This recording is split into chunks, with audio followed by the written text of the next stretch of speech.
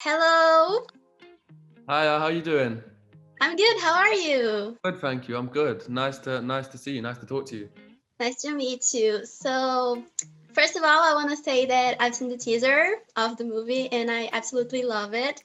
And I want to know what fans can expect because we've seen a lot of angry and emotional moments there. Yeah, yeah. Well, first of all, I'm glad you liked it.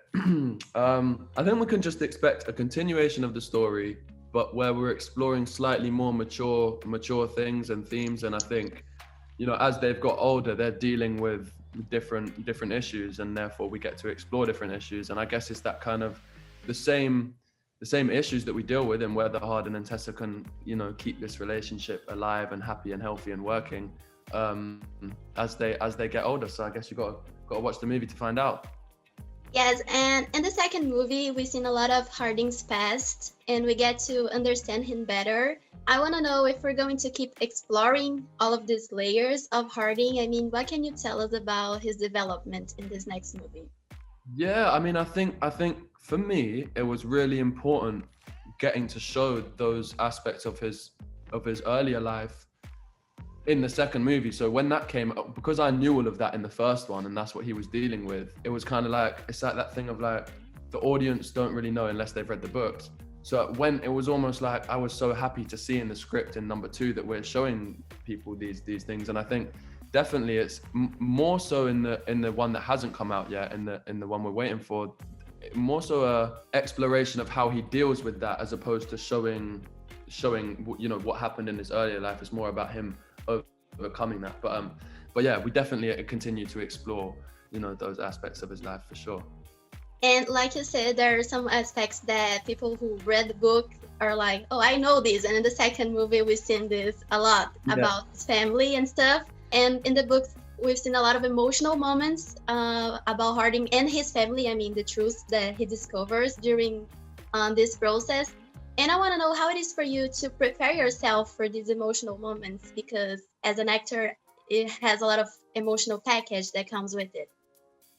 Yeah, I mean it's tough. I think there's one thing to be said about, you might be doing a scene where your character is extremely happy or sad or positive or negative, but we almost forget that, like, you, as an actor, you have whatever's going on in your own life. So it's not like you start at zero and you go to whatever number the character is in that scene. You start wherever you do on the day. You might wake up feeling 100 and you might wake up feeling minus 50, and it's not just about how the character is, but it's about getting you to where the character is, if you know what I mean. So yeah, some days that's easier than others and you don't really have too much control over it. But I don't have like a ritual that I do every time. It kind of changes on the day.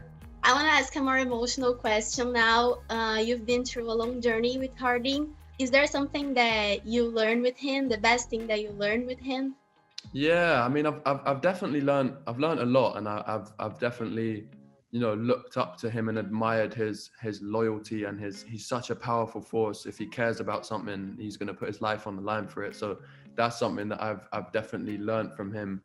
But something that he's taught me not to do would be, and I mentioned this earlier, is to not act it like in emotion impulsively, and to, like, by all means let your emotions fuel your actions. But I think a lot of the time, if we feel one thing and we're really angry about it and we go and do that, we realize I probably should have slept on it, and in the morning I would have felt the same, but I would have had a more logical approach to dealing with it. So that's maybe something else that I've learned from him. Yeah.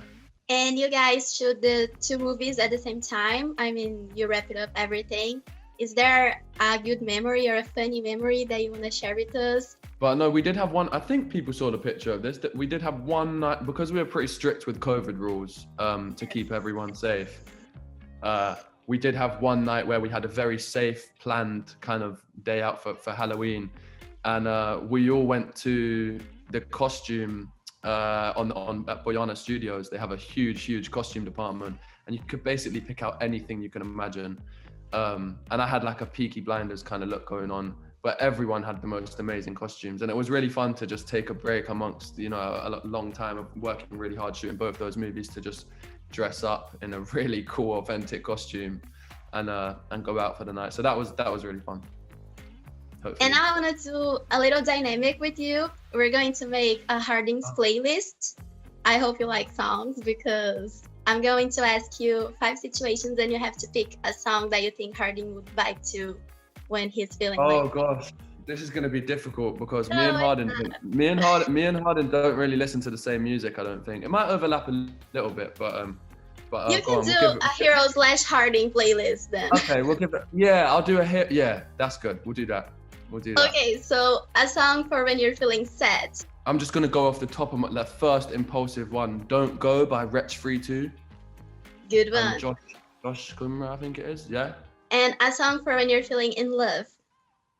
Song for when you're feeling in love. Come on, so many love songs. I know, I can't even think right now off the top of my head. Can you give me some help? I don't know, which music do you like to listen to? You know what? Believe it or not, I don't really listen to too many like love songs. Maybe something by like Lana Del Rey, but she's kind of sad. She's more like breakup songs, isn't she? Yes, but there's "So Can I Love You" by Lana Del Rey. I don't know if you listen to this. There we go. Yeah. You're just singing my songs now. You nearly made me do that vocal that she does. That's so high and long, and I just nearly came out. That would have been so embarrassing. Thank you for your help. We'll go with "Fuck It, I Love You" by Lana Del Rey. Yeah. Okay, so now a song for when you're feeling angry. Dave dropped a new song. I can't remember what it's called. I'll have to Google it quickly. But that one's bumpy. That one I could vibe to if I was angry. It is called. I think it's from Titanium and Mercury. I think it is Titanium. Yeah, it's called Titanium by Dave. Okay, and just to wrap it up, a song for when you're feeling happy. A song for when you're feeling happy. It can be a song that you feel really good when you're listening to it. Yeah. Biz Markie, "Just a Friend." I don't know why. I have like good memories. It's always sunny when I think of that song playing, and I'm like in a car and we're going fast, and I feel good. So yeah, that's one. Do you know what? Yeah, I just want to say a disclaimer. This is so annoying because when I get asked like favorite film or favorite like song or something, or a song for this, such good questions, but like I can never think of the right answer at the time. And then after 10 minutes after we end this, I'm gonna be like, oh, this one for angry, this one for happy, this one for sad. So I'm sorry my answers have been terrible. It's hard on the spot. No, it's okay. You go to Spotify and you're like, oh, I should say that. Yeah. I'll go through my list and be like, why didn't I say that? It's okay. Just to wrap it up, do you want to send a message to your Brazilian fans? Thank you guys so much for all your support. I love Brazil so much, and I'm going to do everything I can to get out there soon. So hopefully I'll see some of you guys shortly. But until then, take care.